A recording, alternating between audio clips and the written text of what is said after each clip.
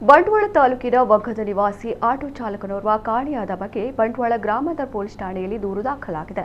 ಕಾಡಬಿಟ್ಟು ಗ್ರಾಮದ ವಗ್ಗ ನಿವಾಸಿಯಾಗಿರುವ 21 ವರ್ಷದ ಮೊಹಮ್ಮದ್ ರಾಹಿಬ್ ಕಾಣೆಯಾದ ವ್ಯಕ್ತಿ.